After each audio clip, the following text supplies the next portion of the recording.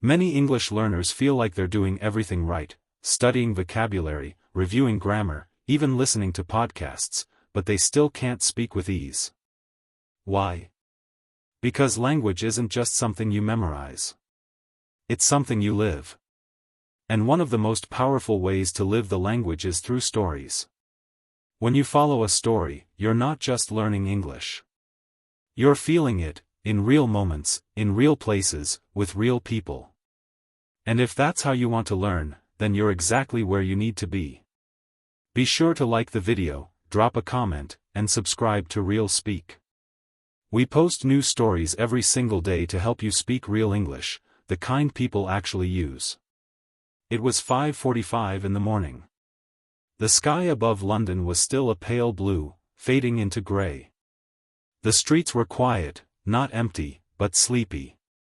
Daniel zipped up his hoodie, adjusted the strap on his backpack, and stepped out of the hostel lobby with a deep breath. It was his third day in the city, and today he wanted to do something different. He had heard about early morning yoga sessions in Hyde Park. A few locals had mentioned it casually the day before while chatting in the hostel kitchen. Some people meet just after sunrise near the Serpentine, one woman had said. Daniel didn't have a mat or any proper gear, but he didn't care. He just wanted to go. By 6:10, he was walking through the park entrance. The trees swayed gently in the early breeze. Birds chirped. A jogger passed him, nodding good morning.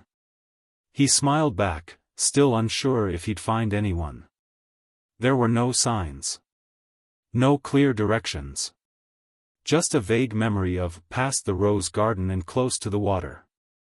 After 10 minutes of walking, he spotted a small group of people, maybe 6 or 7, stretching quietly on the grass. Some had mats. Some didn't. A woman with curly brown hair and a thick Irish accent smiled as he approached. "You here for yoga?" "I think so," he said, half laughing. "I'm new." "No worries," she said. "Just find a spot. We'll start in a minute." Daniel took off his shoes and stepped onto the grass. It was still damp with dew. Cold but fresh. He rolled up his hoodie and stood barefoot, feeling the earth beneath his toes. The instructor, a man in his 40s with a calm voice and a small speaker, began with deep breathing. Slowly, they moved into basic poses: mountain, downward dog, child's pose. The air smelled of wet leaves and fresh grass. In the distance, birds flew across the lake. Buses rumbled faintly on the nearby roads, but here, everything felt still. At first, Daniel's body felt stiff. He hadn't done yoga in months. But as the minutes passed, he relaxed. The stretches began to feel natural.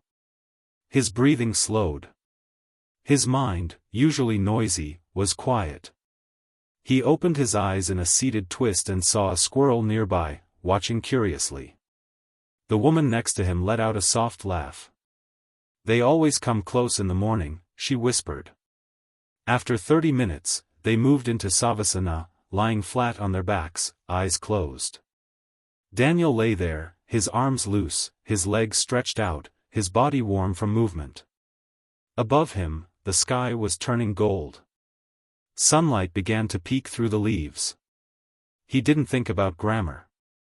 Or vocabulary. Or plans. He just listened, to the breeze, to the distant sounds of life waking up, to his breath. When the session ended, the instructor thanked everyone. People smiled, gathered their things, and started walking off in pairs or alone. Daniel lingered a little longer. The Irish woman came over again. "First time in London?" "Yeah," he said, pulling his hoodie back on.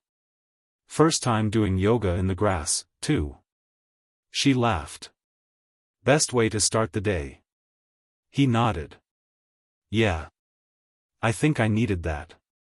They walked together for a few minutes, talking about travel, weather, how hard it was to find quiet places in cities.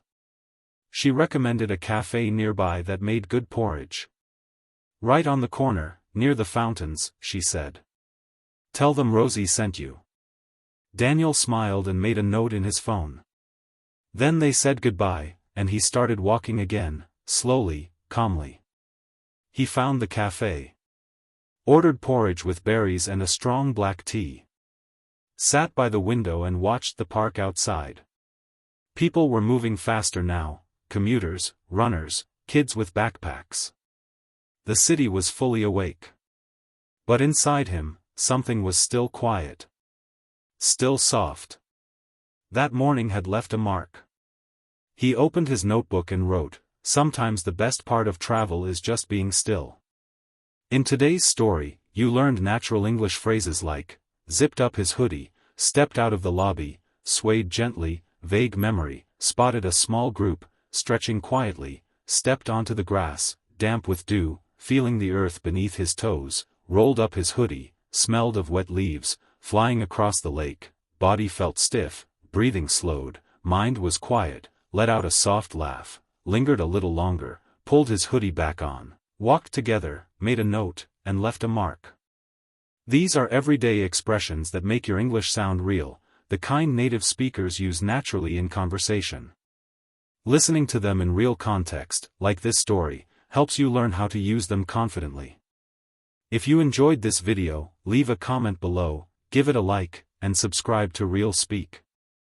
We upload new English stories every day to help you practice with meaning. See you in the next video.